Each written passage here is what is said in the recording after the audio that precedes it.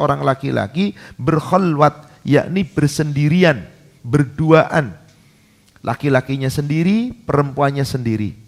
Tidak boleh bi imra'atin dengan seorang wanita illa kecuali wa ma'aha dzu mahram. Bersama wanita tadi ada mahramnya. Jadinya seorang laki-laki dan wanita yang bukan mahram tidak boleh bersendirian, tidak boleh berduaan, tidak boleh berkhalwat. Kecuali si wanita itu ada mahramnya. Makna hadis ini sering disalahartikan, bahkan na'udzubillah diselewengkan. Yang tidak boleh itu laki-laki sendiri, perempuan sendiri. Bagaimana kalau laki-lakinya banyak? Bagaimana kalau perempuannya banyak? Lalu bersatu tabu, kan gak sendirian, berarti laki-lakinya ada laki-laki yang lain, perempuannya ada perempuan yang lain. Maka yang seperti itu tidak mengapa, seperti bercampur baurnya ikhtilat dalam sebuah pekerjaan. Bercampur baurnya ikhtilat di suatu tempat-tempat di mana laki-laki dan wanita itu bukan mahram, meskipun jumlahnya banyak. Laki-lakinya banyak, perempuannya banyak. Apakah ini bukan ikhtilat? Jelas ikhtilat. Meskipun dianggap tidak mengapa, sebab apa? Tidak melanggar hadis ini. Karena yang dilarang jika si wanita tidak bersama mahram dan hanya bersendirian, laki-lakinya sendiri, perempuan sendiri, berduaan. Apakah yang dimaksud bersendirian itu hanya berduaan? Kalau di dalam hadis ini dikatakan yahluwanna rajulun, berkhalwat seorang laki-laki. Betul, secara bahasa khalwat itu adalah bersamanya seorang laki-laki dan wanita yang di sana berdua tidak ada siapapun.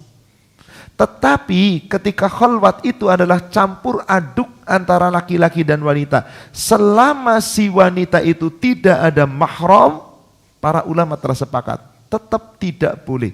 Bahkan sebagian besar ulama mengatakan haram. Khalwat dimanapun berada. Kecuali dalam keadaan-keadaan yang memang alasannya syar'i. Sehingga harus ada khalwat di sana. Maka ketika itu tidak ada mahram, nanti Allah akan melihat apa tujuan utamanya. Dan semua manusia akan dimintai pertanggungjawaban. Karena jika kemudian mengatakan wanita itu tidak bersendirian, laki-laki itu tidak bersendirian, lalu bersama-sama, itu dinamakan bukan khalwat, berarti membolehkan seorang wanita yang tidak bersama mahram bercampur aduk ketika wanita itu jumlahnya tidak sendiri. Maka pendapat seperti itu batil. Pendapat seperti itu batil. Karena ikhtilat itu adalah bercampur baurnya laki-laki dan wanita, di mana si wanita tidak bersama mahram meskipun jumlahnya banyak. Maka Bapak Ibu, kalau kita melihat di Arab Saudi, Bapak Ibu yang berumrah berhaji, adakah petugas wanita di bandara? Ada atau tidak? Ada. Khusus melayani wanita. Tapi coba lihat petugas-petugas yang dilayani laki-laki dan wanita. Petugas imigrasi di sana yang memeriksa paspor kita dan seterusnya. Adakah wanita di sana? Tidak ada. Di mana wanita mereka bekerja? Di rumah sakit sebagai suster, sebagai perawat. Kemudian di mana mereka berada? Di tempat-tempat pendidikan, di sekolahan-sekolahan. Di mana di sana sekolah itu tidak ada yang ikhtilat satu sama lain. Wanita-wanita, kemudian laki-laki. Bagaimana dengan seorang guru? Di sana ketika belajar dengan hijab. Ketika laki-lakinya, muridnya laki-laki, gurunya wanita, si wanita itu terhijab. Ketika muridnya perempuan, gurunya laki-laki, laki-lakinya terhijab. Kecuali ketika usianya belum baligh. Maka dipisahkan laki-laki dan wanita, tapi gurunya tidak mengapa, karena usia yang belum baligh. Tapi kalau sudah sampai kepada usia baligh, maka telah sepakat jumhur ulama tidak boleh berkhalwat. Ini meskipun bukan dalam keadaan safar. Karena lain lagi nanti antara safar dengan seseorang wanita yang tidak dalam safar. Apakah kemudian boleh bersama laki-laki? Tidak.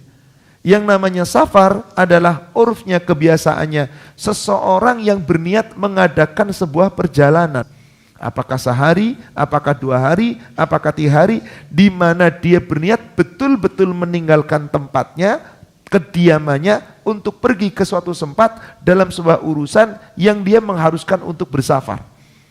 Maka tidak ditetapkan di zaman Rasulullah SAW tentang jarak, tidak ditetapkan tentang lamanya waktu, bisa jadi 1 hari, bisa jadi seminggu, bisa pekan, bisa jadi sebulan. Tergantung niat orang itu mau bersafar. Berapa lama, ke arah mana, kemana, apa tujuannya. Nanti semuanya itu akan ada alasan. Nah sekarang wanita, bagaimana jika tidak bersafar? Seseorang tinggalnya di daerah sini, Bekasi katakanlah. Kemudian bersama-sama di sebuah tempat, nggak jauh dari Bekasi, keluar. Lalu dia tidak bersama mahram, lalu berada di suatu tempat yang ikhtilat satu sama lain. Di mana di situ betul-betul bersama. Maka yang seperti ini tidak boleh. Bagaimana kalau ikhtilatnya dalam urusan-urusan yang memang kebutuhan? Contoh, di pasar. Pak, bagaimana pasar di Arab? Kalau Bapak lihat, adakah penjual yang menjajakan di situ pramu apa namanya? Apa orang yang menunggu toko itu namanya? Bukan pramugari, Pak. Pramugari menunggu sahabat-sahabat. Pramuniaga. Adakah pramuniaga wanita? Tidak ada. Laki-laki semua di sana. Laki-laki semua di sana. Bagaimana ketika di kita pramuniaganya wanita, sedangkan kita pergi ke suatu tempat perbelanjaan di mall dan sebagainya, ternyata pramuniaganya wanita, wanitanya melayani laki-laki. Kita butuh beli sesuatu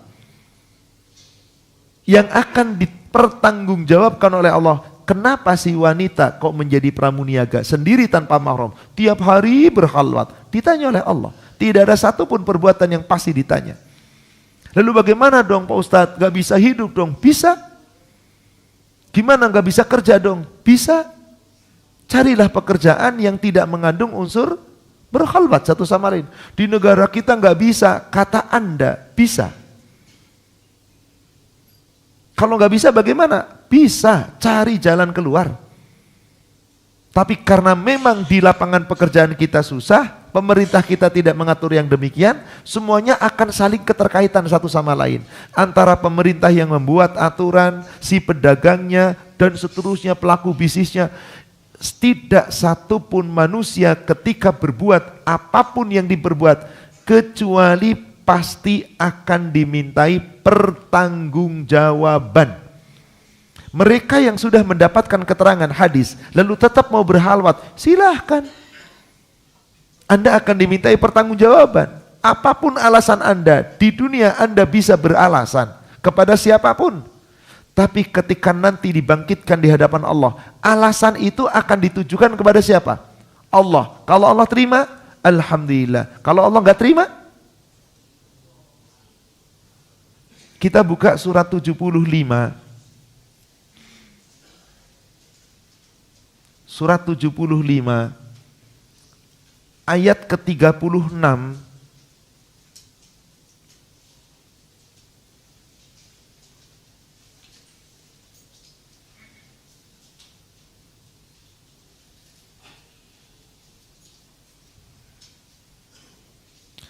Ayah sabul insanu ayyuts roka sudah.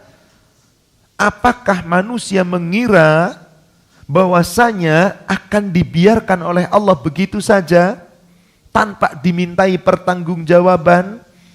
Apakah manusia nanti dibangkitkan oleh Allah dibiarkan atas segala perbuatannya di dunia tanpa dimintai pertanggungjawaban atas yang diperbuatnya?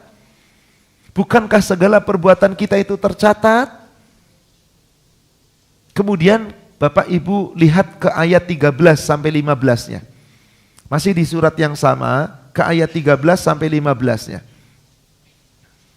yunabba'ul insanu yawma idzim bima qaddama wa akhar. Nanti di yaumil mahsyar setiap manusia yunabba'ul insan akan diberitakan. Manusia itu akan diberitakan oleh Allah. Apa yang diberitakan oleh Allah? Bima qaddam wa akhar, segala sesuatu yang di dunia telah dikerjakannya, segala sesuatu yang di dunia dilalaikannya, perintah yang dikerjakan, perintah yang dilalaikan, syariat yang diabaikan, syariat yang diikuti, semuanya diberitakan oleh Allah, semuanya. Balil insan ala nafsihi basirah, bahkan setiap manusia atas dirinya sendiri nanti di yaumil mahsyar akan menjadi saksi. Dia menjadi saksi untuk dirinya sendiri. Di dunia bisa nggak mengemukakan alasan? Boleh jadi manusia menerima alasan itu, tapi di sisi Allah, kata Allah, walau alqa ma'adzirah, meskipun mengemukakan bermacam-macam alasan, jika alasan itu diterima oleh Allah, alhamdulillah. Jika nggak diterima oleh Allah, ya silakan Anda kemukakan alasan yang lain. Berarti tidak ada satupun perbuatan umat manusia di muka bumi ini kecuali akan dimintai pertanggungjawaban. Semuanya. Lalu bagaimana tentang wanita yang bersafar? Kalau tadi yang tidak bersafar tapi berikhtilat, tapi berkholwat laki-laki dan wanita. Lalu bagaimana yang bersafar? Kemudian dilanjutkan hadisnya di sini. Wala tusafirul mar'atu, dan tidak boleh seorang wanita bersafar illa ma'a dzi mahram, kecuali bersama wanita itu ada mahramnya.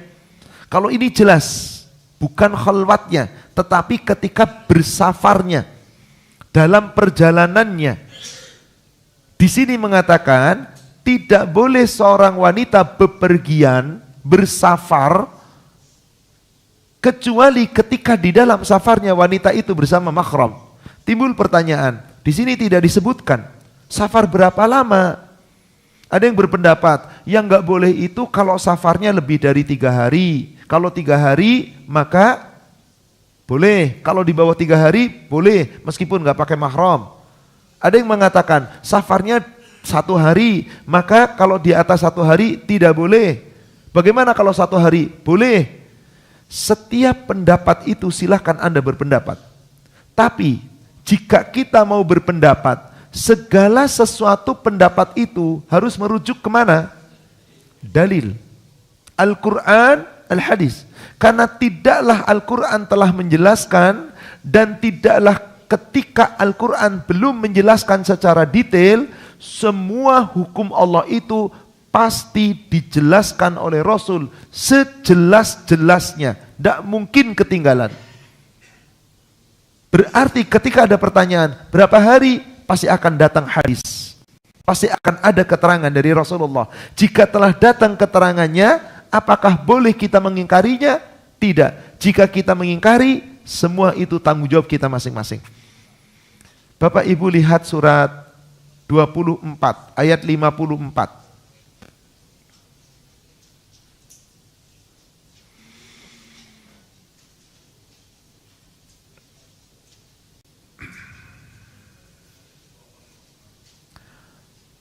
Qul, katakanlah, ati'ullah, taatilah Allah, wa ati'ur rasul, dan taatilah Rasul. Fa in tawallau, jika kalian berpaling, yakni berpaling dari ketaatan kepada Allah maupun kepada Rasulnya, fa innama alaihi ma hummila, sesungguhnya kewajibanmu wahai Muhammad adalah apa-apa yang dibebankan kepada kamu. Wa alaikum ma hummiltum, sedang kewajiban kalian adalah, siapa yang dimaksudkan alaikum? Kalian, kamu semua. Kita umatnya Rasulullah. Dari pertama kali kalangan para sahabat ila yaumil akhir yang menyatakan dirinya telah memeluk Islam, mengucapkan 2 kalimat syahadat, wajib taat kepada Allah dan Rasul. Kewajiban kamu umatnya Rasul, kita semua, ma hummiltum, apa-apa yang dibebankan kepada kamu. Wa in tuti'u tahtadu, jika kalian mentaati aturan Allah dan Rasulnya, tahtadu, kalian akan dapat petunjuk, kalian dapat hidayah. Wa ma 'alar rasul illal balaghul mubin, tidaklah kewajiban Rasul diutus oleh Allah menyampaikan kepada kita semua umatnya kecuali balaghul mubin. Semua syariat, semua amanah Allah, perintah Allah, larangan Allah, aturan Allah, ketetapan Allah sudah dijelaskan dengan jelas, sejelas-jelasnya. Mungkin enggak Bapak Ibu ada yang disembunyikan oleh Rasul? Mustahil.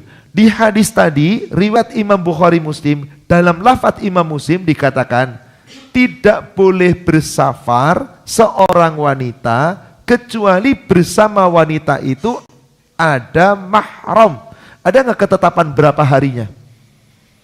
Yang namanya safar, apakah tergantung hari? Tergantung niat orang itu berapa hari, ya betul. Tetapi kemudian apakah seseorang bersafar itu harus ditentukan? Kalau di bawah 1 hari namanya bukan safar? Tidak.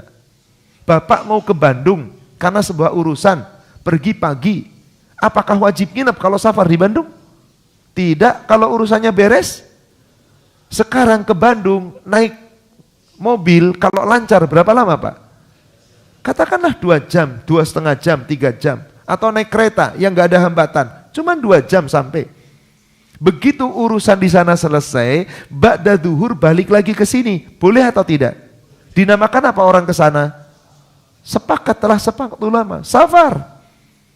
Karena betul-betul keluar atas suatu kebutuhan dari daerahnya menuju ke tempat yang lain, apapun. Meskipun cuma nengok anak yang sedang kuliah, meskipun sekedar ngurus sebuah surat misalkan, atau apapun.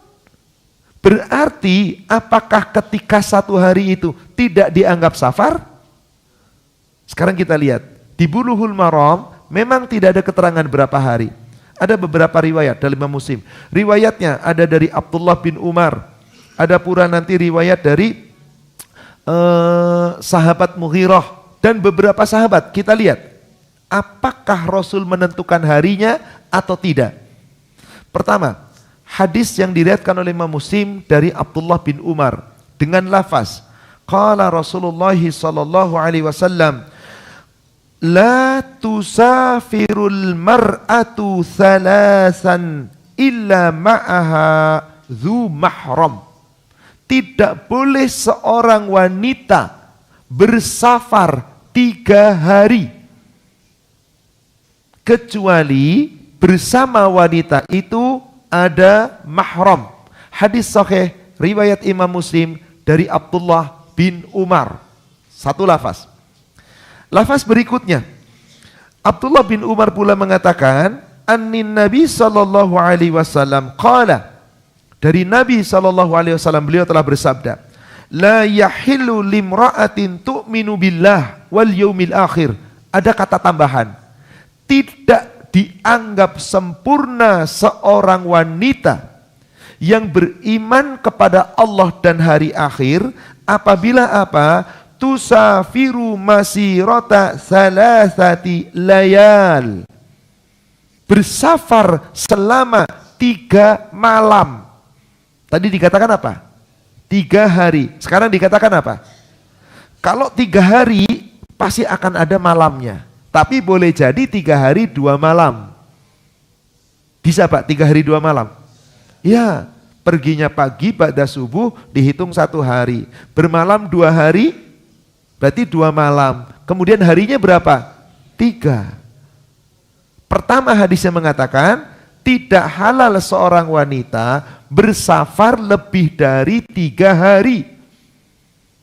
Hadis berikutnya mengatakan tidak beriman seorang wanita tidak dianggap iman kepada Allah dan hari akhir jika dia bersafar 3 malam. Kecuali bersamanya illa wa ma'aha dzu mahram. Kecuali bersama wanita itu ada mahramnya. Ditetapkan berapa hari, Pak? 3 hari. Lalu 3 malam. Apakah ini sebuah batasan? Dan apakah ini mengikat? Kalau di bawah itu berarti boleh tanpa mahram? Kita lihat hadis ketiga. Hadis yang diriwayatkan dari Abi Sa'id Al-Khudri.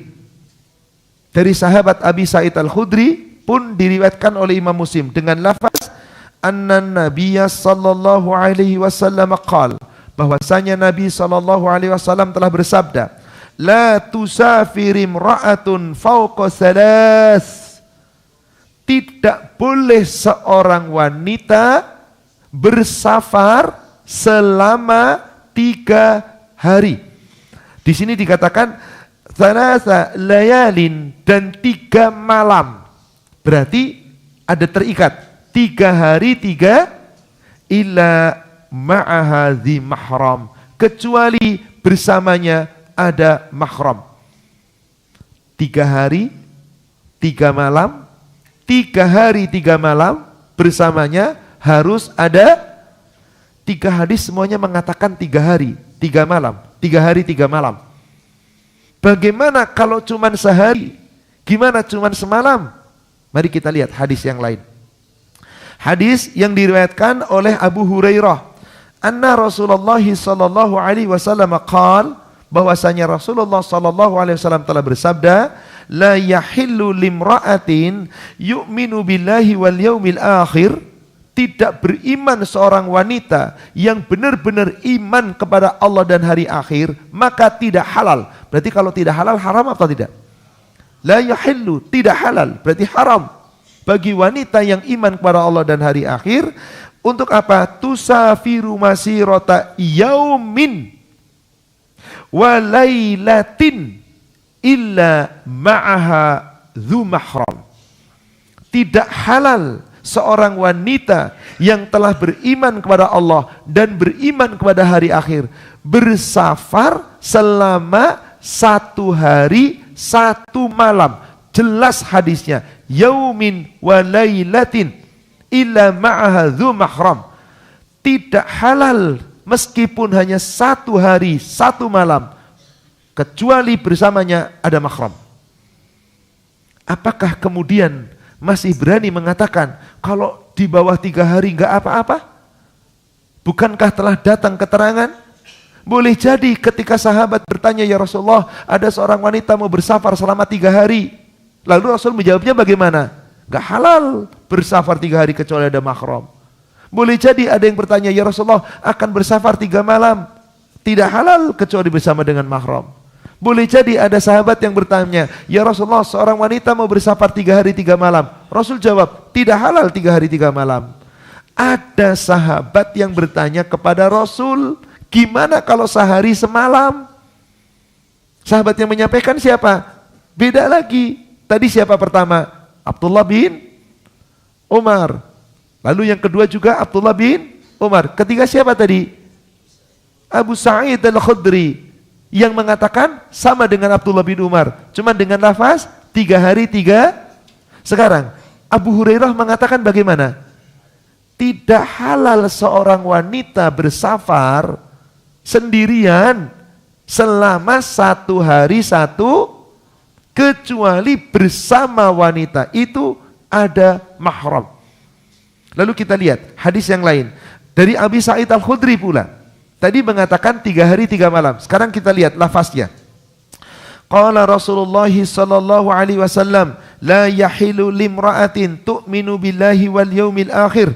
Tidak halal bagi seorang wanita yang beriman kepada Allah dan hari akhir, lan tusafira safaran yakunu thalathata ayyamin fasa'idan illa wa ma'aha abuha aw ibnuha aw zawjuha aw akhuha aw dzu mahramin minha. Tidak halal seorang wanita yang telah beriman kepada Allah dan hari akhir bersafar sendirian berjalan sendirian selama 3 hari 3 malam, kecuali bersamanya, di sini tidak disebut hanya mahram, tapi ada bapaknya, ada anaknya, ada saudaranya, atau ada suaminya. Ibu, bagi ibu suami mahram ibu bukan? Pak, bagi bapak istri mahram bukan? Bukan, kok mahram sih? Loh, yang bapak ibu ketahui mahram itu apa? Mahram itu orang yang haram dinikah, yang haram dikawin. Bapak haram gak menikahi istri bapak? Ngomong mahram, mahram itu yang haram dinikah. Kita biasa ngomong muhrim, yang benar mahram. Muhrim itu siapa? Orang yang sedang berpakaian ihram dan berniat ihram untuk haji atau untuk umroh. Itu namanya muhrim. Setiap muhrim pasti untuk niat haji, pasti sudah berpakaian ihram. Tapi orang yang berpakaian ihram belum tentu muhrim. Kenapa? Boleh jadi lagi latihan pakai ihram, atau boleh jadi sedang berpakaian ihram akan tetapi belum berniat untuk mulai umrohnya, belum sampai ke miqat, atau boleh jadi sudah selesai tawaf, sa'i, tahallul, pakaian ihramnya masih dipakai. Muhrim bukan dia? Bukan. Jadi muhrim itu terikat. Orang yang sudah sedang berpakaian ihram dan sudah berniat untuk ihram, namanya muhrim. Ketika pakaian ihram belum berniat pakaian ihram, belum berniat untuk ihram, bukan muhrim. Ketika seorang sudah berniat ihram tapi nggak pakai pakaian ihram, ya nggak muhrim. Karena apa? Orang berniat ihram pasti harus pakai pakaian karena terikat pakaiannya. Jadi muhrim itu orang yang berihram untuk haji atau untuk umroh. Kalau mahram, kalau di kita apa ngomongnya, yang gak boleh dinikah? Itu kan bukan muhrimnya. Loh aneh, itu kan bukan orang yang lagi ihramnya. Bukan, keliru. Mahram yang benar. Apa itu mahram? Orang yang memiliki hubungan. Coba, ibu yang memiliki hubungan darah dengan ibu siapa?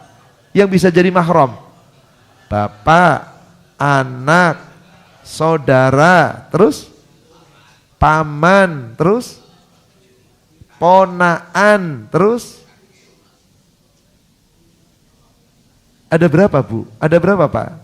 Ini kita harus ketahui dulu mahram. Karena tadi Rasul mengatakan kecuali bersama ada bapaknya, ada anaknya, ada saudaranya.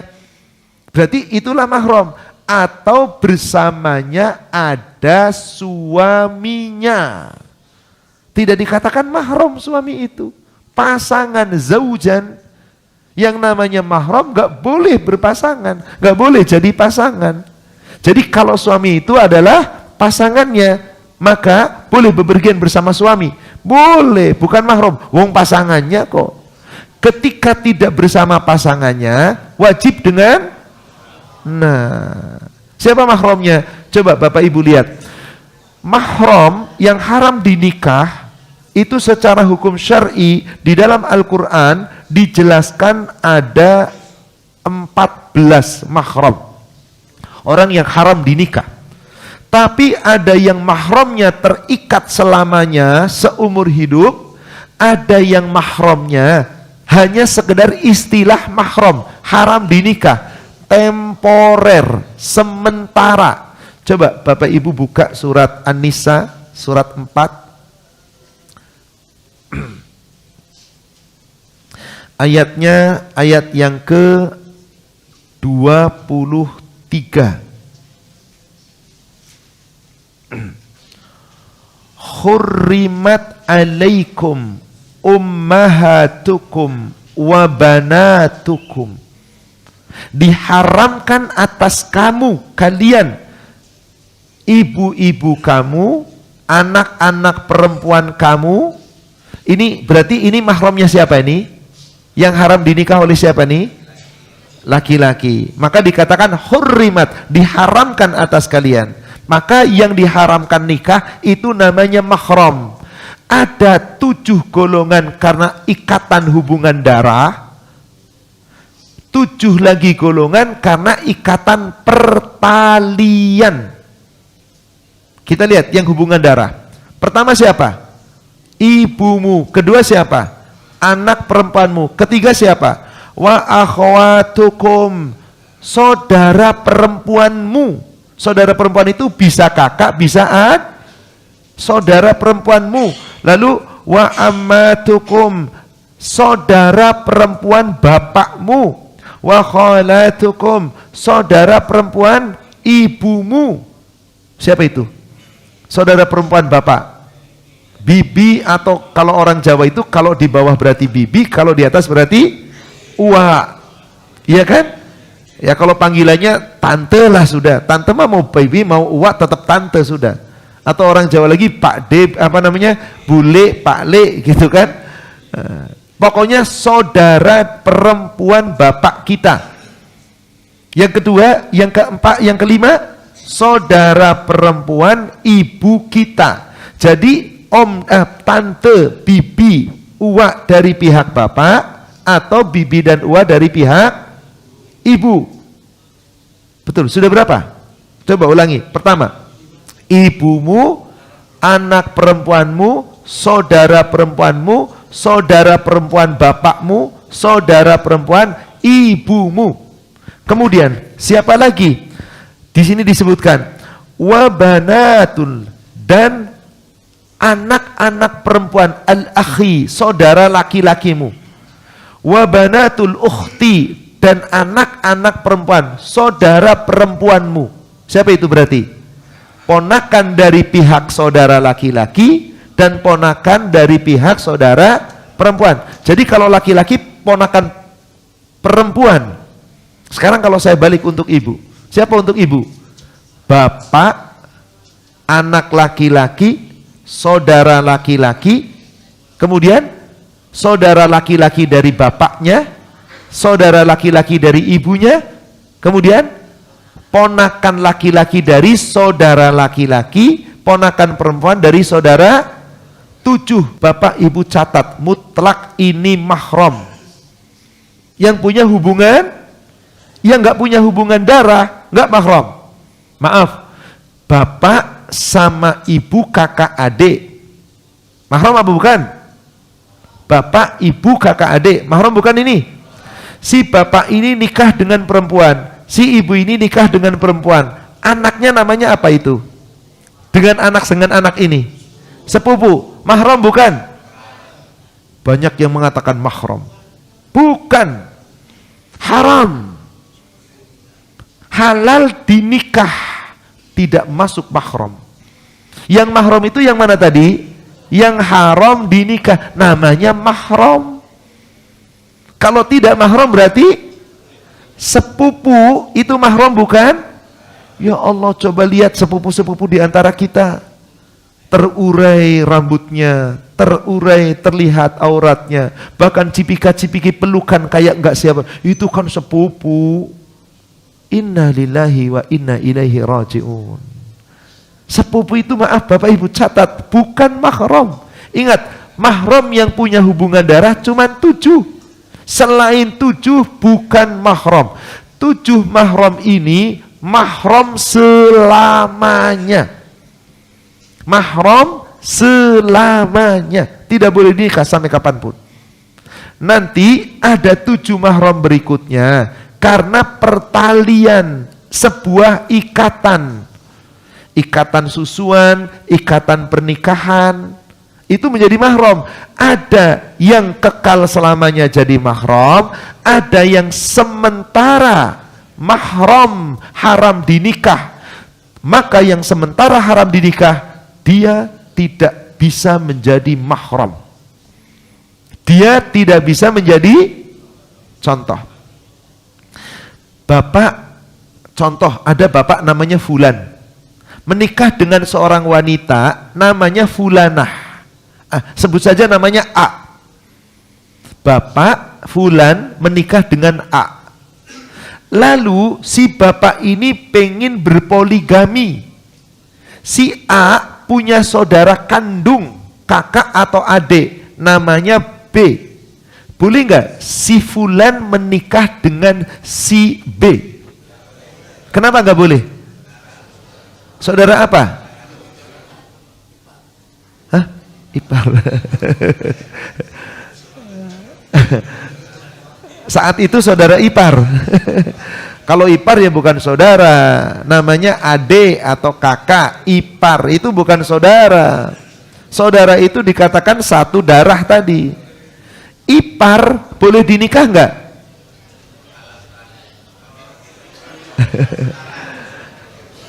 Ingat tadi, si A menikah dengan si Fulan. Si A punya saudara perempuan, baik itu kakak atau adik.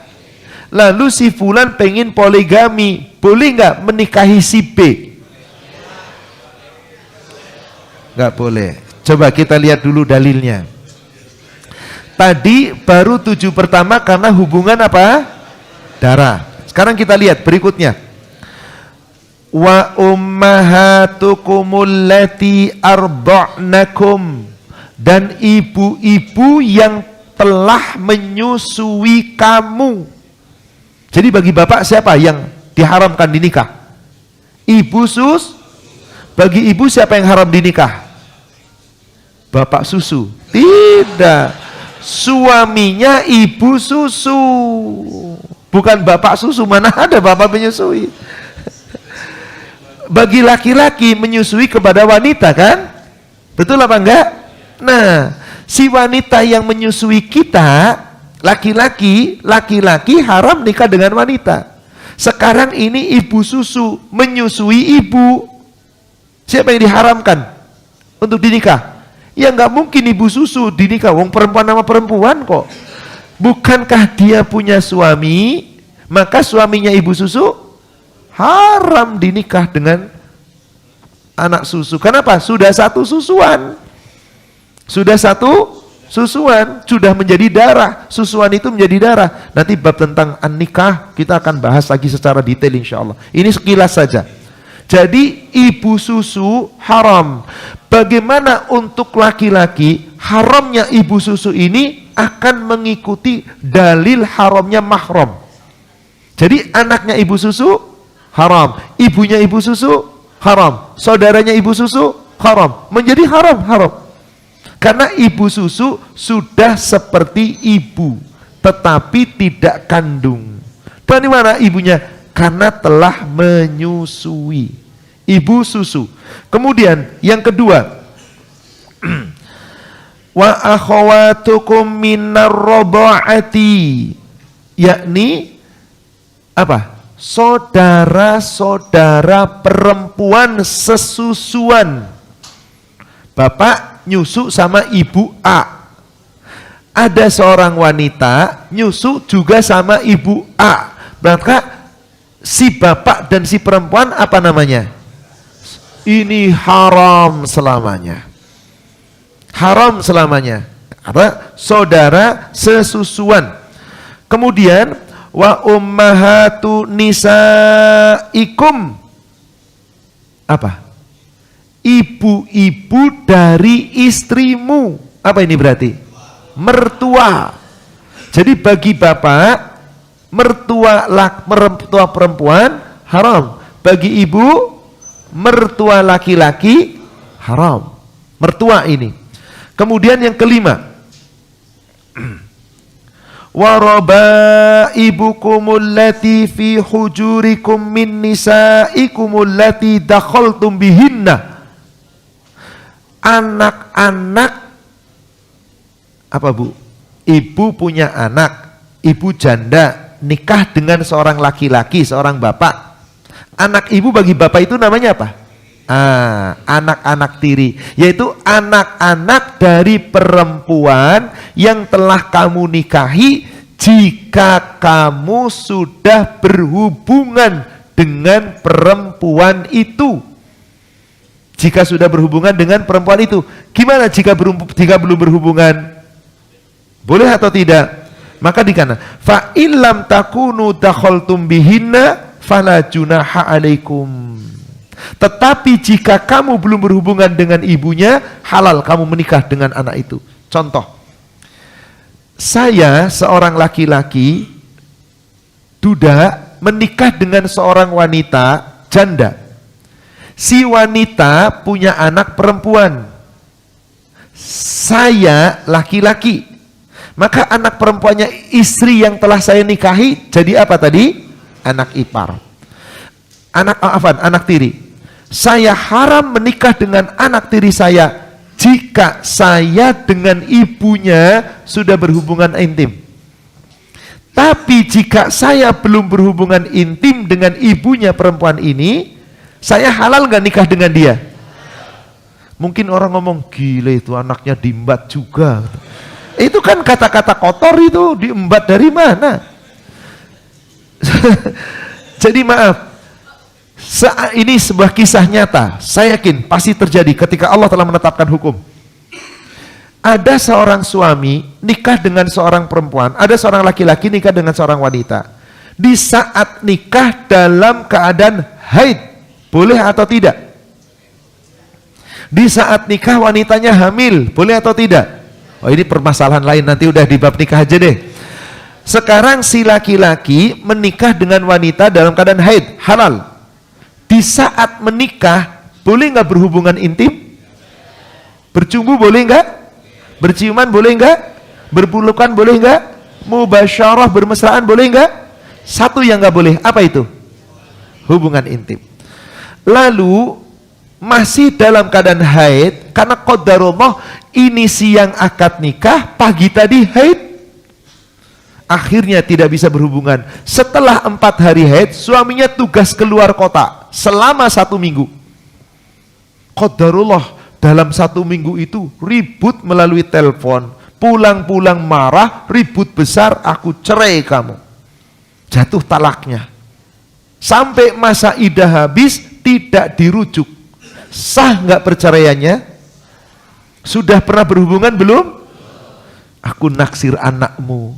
Dinikah anaknya, halal? Secara hukum Islam halal. Jangan ngomong kebangetan. Kalau Anda ngomong kebangetan itu laki-laki, kebangetan hukum Allah. Anda sedang menghardik Allah. Hukum ini jangan dipermainkan. Kalau sudah bicara hukum, sami'na. Urusan masyarakat luas mengatakan, gile bener itu si bapak nggak tahu diri amat. Ibunya dicerai, anaknya diembat juga. Itu omongan manusia zalim. Di dalam hukum Islam, kalau dikatakan halal, ya kalau haram, ya haram. Ini kasus pertama. Kedua, setelah menikah dengan istrinya, katakanlah maaf berhubungan intim, tapi sekejap, tapi sudah ketemu farjih laki-laki dan perempuan, tapi tidak merasakan nikmat, katakanlah.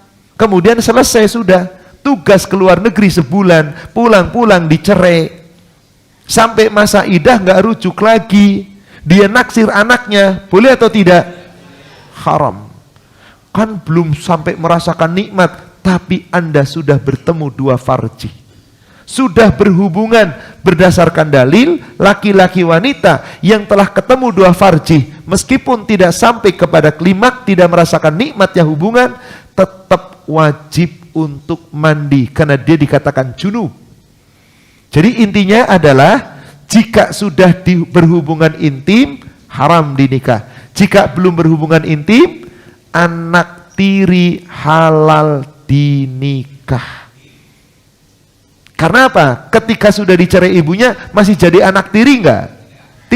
Tidak lagi anak tiri. Tapi kalau sudah pernah berhubungan intim dengan ibunya, kemudian ibunya meninggal atau dicerai, anak tiri bukan? Anak tiri. Pertanyaan saya, tadi si laki-laki punya anak laki-laki, isi perempuan punya anak perempuan. Laki-laki dengan ibunya, laki-laki perempuannya menikah. Anaknya si laki-laki tadi dengan anaknya perempuan tadi mahram bukan? Mahram bukan? Sebelah sini mahram bukan, Pak? Maaf, bapak duda punya anak laki-laki, ibu janda punya anak perempuan, atau laki-laki perempuan, pokoknya punya anak aja. Begitu bapak dan ibu menikah, anak bapak dan anak ibu mahram bukan? Jadi antara anak tiri dari bapak dan anak tiri dari ibu bukan mahram. Bener. Bener ini. Baik. Apa tadi yang dimaksud mahram? Karena punya hubungan darah. Sehingga tidak, di saat ibu dan bapak menikah, halal apa halal? Kenapa? Ibu dan bapak nggak punya hubungan darah sama sekali. Sekarang anaknya ibu dengan anaknya bapak punya hubungan darah nggak? Ya halal dong. Berarti bukan kebiasaan di negara kita gimana Pak? Ya Allah suruh pergi bareng sana, anterin tuh saudara tirimu, anterin tuh sana berdua. Inna lillahi wa inna ilaihi raji'un. Itu bukan mahram, itu halal. Itu sama di negara kita itu ponakan-ponakan itu dianggap apa? Itu ponakan sana nggak apa-apa, nggak boleh. Karena boleh dinikah, halal dinikah. Selama halal dinikah bukan mahram. Selama halal dinikah bukan. Jadi sudah kita pelajari berapa yang bukan karena hubungan darah. 1, siapa tadi?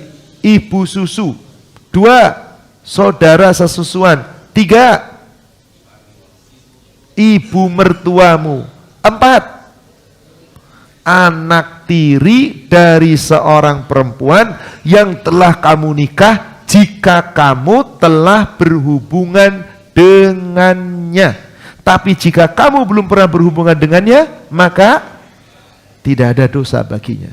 Maka tidak ada dosa baginya. Benar. Mertua, kemudian oh enggak, tadi masih ada ketinggalan menantu. Mertua itu kan ke atas, ke bawah berarti menantu. Kemudian apa lagi tadi? Pertama, saudara sesusuan. 2, ibu susu. 2, saudara sesusuan. 3, mertua. 4, menantu. 5, anak tiri. 6, siapa yang ke-6? Di sini dikatakan wa antajma'u bainal ukhtaini illa ma qad salaf, dan tidak boleh menggabungkan dua saudara yang memiliki hubungan darah kecuali dalam masa yang telah lalu. Pernah terjadi. Tapi begitu turun ayat ini, suruh dipisahkan. Pilih mana yang lebih kamu sukai, si adiknya atau kakaknya, silahkan. Jadi menggabungkan dua saudara yang punya hubungan darah, berarti kandungan, dalam satu pernikahan, boleh atau tidak? Tidak. Tidak boleh. Haram. Tidak boleh. Nah, jika saudara ini telah dicerai atau mati, lalu dinikah saudaranya, boleh atau tidak? Seorang laki-laki menikah dengan seorang wanita namanya A. Si A meninggal atau dicerai, lalu dia naksir saudara kandungnya, baik adiknya atau kakaknya namanya B. Boleh atau tidak? Boleh? Pertanyaan saya, seorang laki-laki menikah dengan seorang gadis, dah menikah. Lalu si gadis ini punya tante, bibi atau uak lah katakanlah, baik dari pihak bapak atau dari pihak ibu. Karena kalau seseorang wanita, bibinya itu pastikan ada dari pihak bibi, dari pihak bapak, ada pula dari pihak ibu. Ternyata usianya nggak beda jauh. Lalu si laki-laki tersebut naksir bibinya atau uaknya, baik dari pihak bapak atau ibu. Lalu ingin berpoligami, boleh nggak berpoligami dengan bibinya? Boleh. Kenapa boleh? Bukan? Oh. Paham sekali lagi. Ini kan kaitannya dengan mahram Pak, yang boleh menyertai wanita kan? Kalau bukan mahram yang nggak boleh menyertai. Saya ulangi lagi Pak. Bapak menikah dengan seorang wanita. Si wanita ini punya bibi, punya tante. Yang namanya ponakan sama tante boleh jadi umurnya sama. Bener apa bener? Lah orang zaman dulu Bu, antara kakak sama adik beda 20 tahun aja bisa kok. Betul apa betul? Afwan, saya sendiri kakak saya paling tua dengan adik saya paling kecil bedanya sampai 23 tahun. Wong ibu saya 12 orang anaknya kok. Bahkan ponakan yang lahir pertama dengan anak paling kecilnya sama seumuran. Apa artinya di sini, Afwan? Seorang tante nggak harus lebih tua dari ponakannya kan? Bisa lebih muda, bisa seumuran kan? Nah, bapak nikah dengan seorang wanita. Si wanita ini punya tante. Lalu bapak naksir, pengen berpoligami. Si tante dinikahin juga. Boleh atau tidak? Boleh. Kenapa boleh, Pak? Bukan saudara kan. Boleh nggak, Pak? Ada yang jawab nggak boleh? Al-Quran tidak menyebut. Karena di situ antajma'u bainal uhtaini, menggabungkan dua saudara perempuan kandung. Sekarang saya tanya, bibi dengan ponakan itu kira-kira haram nggak dinikah? Bibi dengan ponakan laki-laki haram dinikah nggak? Haram kan? Kenapa haram? Punya hubungan kandung atau tidak? Tidak. Tapi punya hubungan darah apa enggak? Maka si bibi haram dinikah bersamaan dengan ponakannya. Kenapa? Karena mereka memiliki hubungan. Coba Bapak Ibu lihat di hadis nomor 1018. 1018. Kalau di dalam An-Nisa ayat 23 dilarang menggabungkan dua saudara perempuan kandung dalam satu pernikahan, poligami di saat yang bersamaan dua saudara perempuan kandung. Sekarang lihat di hadis nomor 1018. Siapa yang dilarang oleh Rasul di situ? Dilarang seorang laki-laki menikah berpoligami dengan seorang wanita dicampur dengan siapa? Uaknya. Atau dengan siapa? Bibinya. Kenapa Rasul mengharamkan? Karena ponakan dan uak dan bibi itu punya hubungan. Al-Quran tidak menyebutkan cuma dua saudara kandung. Hadis menyebutkan haram. Berarti haram atau tidak, Pak? Kenapa haram? Karena punya hubungan. Sebagaimana bapak nggak boleh menikah dengan ponakan perempuan. Bapak nggak boleh nikah dengan ponakan perempuan. Tapi kalau bapak punya istri, istri bapak punya ponakan perempuan, boleh nggak bapak menikahi ponakan perempuan istri bapak? Boleh jika bapak sudah bercerai dengan istri bapak. Tapi kalau berpoligami tidak boleh. Berarti Bapak Ibu, yang namanya saudara kandung dari istri mahram bapak bukan? Mahram sementara. Maka mahram sementara boleh nggak dijadikan mahram? Tidak. Maaf, ini kadang-kadang wanita nih. Wanita punya suami, suami punya adik. Suaminya pergi kemana-mana, ke luar negeri lagi tugas. Lalu suaminya ngomong, nanti kamu kalau kemana-mana ditemenin saja sama adik saya. Ini kan ipar kamu. Ipar itu apa? Halal atau haram?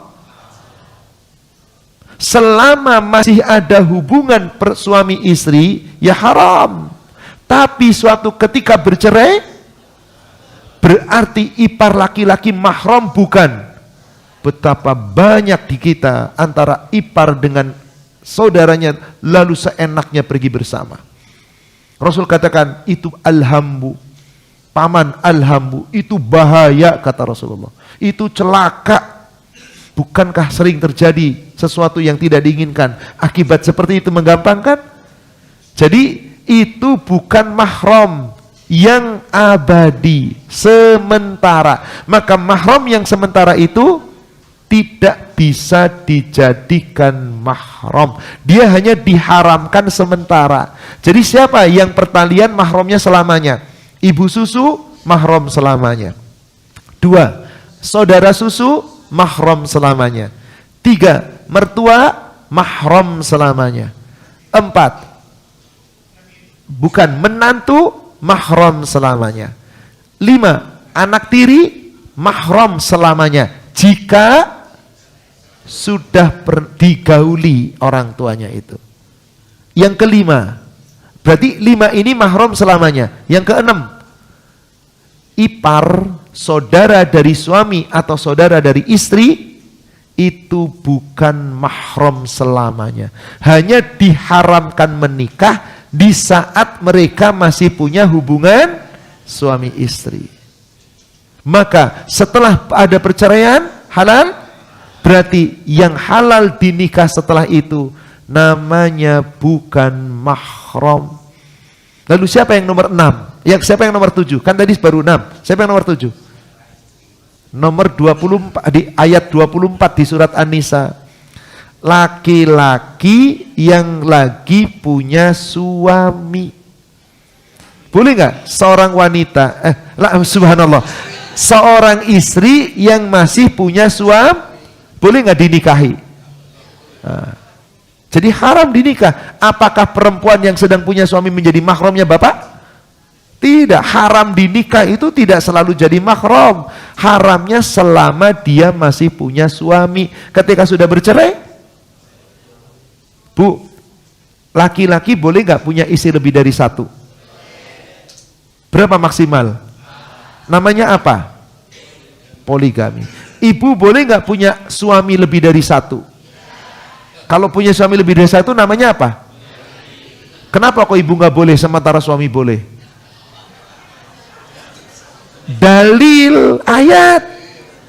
Tidak setiap dalil ayat nakli yang difirmankan bisa pakai akal. Tapi terkadang ayat, dalil bisa pula dengan akal. Contoh, kenapa seorang wanita tidak boleh menikah dengan laki-laki lain selama masih ada ikatan pernikahan? Kenapa laki-laki boleh menikah dengan wanita lain selama masih ada pernikahan? Bahkan 1, 2, atau 4? Contoh, si fulan punya istri 4. Istri pertama namanya ABCD. 4 ABCD. Ditanya, hei A, suamimu siapa? Jawabannya A, fulan pasti. B, suamimu siapa? Jawabannya jelas apa tidak? A, suaminya fulan, B, fulan, C, fulan, D, fulan. Betul? Sekarang, si A hamil. Siapa yang menghamili? Fulan. Punya anak, bin siapa? Fulan. B hamil, punya anak, bin siapa? C, D hamil, punya anak, bin siapa? Jelas? Oke. Ibunya siapa? Jelas, A, B, C, D. Sekarang fulanah. Fulanah punya suami A, B, C, D. Suamimu siapa? A, B, C, D. Nah, bingung kan? Lalu hamil, yang menghalimu siapa? Duh, A, B, C. Empat-empatnya menggauli saya. Tapi yang hamil siapa? Enggak tahu saya. Tes DNA repot. Begitu si fulanah melahirkan, bapaknya siapa? Bin A, B, C, D. Wah, repot. Tuh akli Pak. Ada dalil nakli ayat Al-Quran, akal bisa dipakai. Tapi terkadang dalam urusan akidah, akal nggak usah dipakai dan nggak bakal bisa Anda memakai. Betul nggak? Seperti ada orang kafir yang mengolok-olok orang Islam bodoh, mau keliling cuman Ka'bah doang aja, bayar puluhan juta mau, bahkan ratusan juta ke sana buat keliling 7 kali, bodoh amat. Mendingan duitnya buat sedekah, kan kebaikan, membantu orang miskin. Ini yang ngomong orang bodoh atau orang pinter? Bodoh banget akidahnya. Semoga Allah berikan hidayah. Kenapa? Karena disuruh 7 kali ya 7 kali, udah jangan pakai akal. Karena apa? Langit itu 7 lapis. Karena pintu, jangan begitu, nggak ada dalil yang mengatakan itu. Sudah sami'na wa ata'na. Kita pernah belajar dulu bab tentang toharah. Ketika bapak ibu batal wudu, baik itu hanya karena buang angin kecil, maka apa yang harus bapak ibu lakukan? Di saat wudu gara-gara buang angin, apa yang dicuci? Dari mulai tangan, kumur-kumur, wajah. Tolong bapak ibu jawab, buang angin kenapa yang dicuci muka Anda? Wis nggak bisa jawab Pak, sampai kayak apapun. Berarti kalau sudah ada dalil nakli, dalil ayat, akal nggak sampai, jangan rekayasa. Cukup katakan sami'na. Kembali kepada bahasan. Tidak halal wanita bepergian satu tidak disebut harinya, satu dikatakan 3 hari, satu hadis berikutnya 3 malam, satu hadis yang lain 3 hari 3 malam, satu hadis yang lain 1 hari, 1 hari, dalam yang lain 1 malam. Intinya selama dia berniat safar, tidak boleh seorang wanita bersafar sendiri kecuali dengan mahram. Mahram sudah terjelaskan. Saya pengen ulangi lagi. Coba yang punya hubungan darah, mahram yang punya hubungan darah 7. Siapa pertama? Orang tua, anak, saudara kandung bapak, saudara kandung ibu, anak kandung saudara laki-laki, anak kandung saudara perempuan. Saya ambil umum untuk bapak-bapak dan ibu-ibu. Betul begitu? 7? Sekarang yang mahram karena pertalian, ibu susu, saudara sesusuan, mertua, menantu, anak tiri jika ibunya sudah digauli atau bapaknya sudah bergaul dengan ibunya. Ini haramnya selamanya. Maka bisa jadi mahram? Bisa. 6. Siapa yang jadi mahramnya cuma sementara, haram sementara? Menggabungkan 2 saudara kandung atau yang punya hubungan darah. Dalam Al-Quran, saudara perempuan kakak adik tidak boleh dinikah bareng. Dalam hadis, tante, uwa, bibi dinikah dengan ponakannya bareng, tidak boleh. Jadi ketika bapak menikah dengan seorang wanita, adiknya wanita mahram bukan? Bukan, karena cuma sementara. Tidak boleh dinikah hanya sementara. Maka bapak tidak bisa jadi mahram untuk ipar bapak. Ibu tidak bermahram kepada ipar ibu dari suami. Patut dicatat ini Pak. Tapi karena kalau sudah meninggal tadi pasangan kita, boleh menikah. Nah kalau sudah menikah berarti bukan lagi mahram, tetapi sudah menjadi pasangan. Dan siapa wanita yang haram dinikah yang terakhir? Yang sedang bersuami. Inilah 7. Sampai Rasul katakan, ketika tadi mengatakan seorang laki-laki, ya Rasulullah, istriku mau berangkat haji, sedang aku sudah mendaftar ghazwah, kaza wa kaza, peperangan anu dan peperangan anu. Rasul cuma mengatakan apa? Antalik fahujja ma'amra'atik. Pulang kamu, pergi haji bersama istrimu. Berarti apa di sini Bu? Seorang suami yang mau berperang saja, ketika istrinya mau berhaji, diperintahkan apa? Batalkan peperanganmu dan temani istrimu untuk berhaji. Mau ibadah saja harus dengan mahram. Gimana sekedar pelesiran? Bukankah di negara kita sudah umum seakan-akan bebas berbuat? Na'udzubillah. Semoga kita mampu menjaga dalil-dalil, menjaga aturan-aturan Allah baik di dalam Al-Quran, dalam Al-Hadis. Insya Allah semoga kita senantiasa terjaga di hadapan Allah. Hari ini kita sudah mengetahui ilmu berkaitan dengan mahram, berkaitan dengan bagaimana hukum-hukum mahram. Semoga kita bisa mengamalkan dalam kehidupan sehari-hari.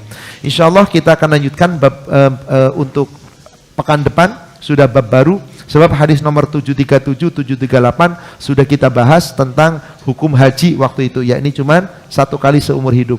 Kita akan membahas bab yang baru nanti insyaallah tentang mawaqit, yakni tentang miqat. Wallahu a'lam. Saya cukupkan atau ada yang mau bertanya? Silakan. Ya. Ya. Baik, ada yang bertanya tentang susuan. Kalau cuma sekali bagaimana? Nanti bab tentang susuan dalam kitab Bulughul Maram itu dijelaskan. 1 kali 2 kali tidak menjadikan darah, maka tidak menjadi susuan. Rasul menetapkan awalnya 10 susuan itu menjadi mahram, kemudian dipendekkan oleh Allah 5 susuan menjadi mahram. Apa yang dimaksud susuan? Menyusu yang membuat daging, menyusu yang membuat bayi Pak. Berapa cc biasanya nyusu Pak kira-kira? Yang membuat dia kenyang? 50 cc. Jadi 50 cc habis itu 1 susuan. 5 kali menyusu, bukan ngenyot 5 kali susu mahram, bukan. Tetapi menyusu yang membuat kenyang seorang bayi. Bayi itu adalah masih kecil, 50 cc sudah kenyang Pak. Berarti menyusul sekali kenyang, 2 kali kenyang, 3, 4, 5 kali mahram itu namanya Pak. Sekali dua kali susuan belum menyebabkan mahram. Demikian kata Rasulullah. Ya. Ya. Yang namanya mahram berarti sudah dewasa. Ada laki-laki, anak kecil usianya 7 tahun, 6 tahun, 8 tahun. Lalu bepergianlah seorang wanita, mahramnya anak kecil. Ya bukan mahram anak kecil Pak. Anak belum balik, yang sudah dikatakan mahram jika sudah balik. Wallahu alam, demikian. Saya rasa cukup, kita sudahi. Mari kita tutup dengan kafaratul majlis. Subhanaka Allahumma wa bihamdika asyhadu an la ilaha illa anta astaghfiruka wa atubu ilaik. Alhamdulillah billahi taufik. Assalamualaikum warahmatullahi wabarakatuh.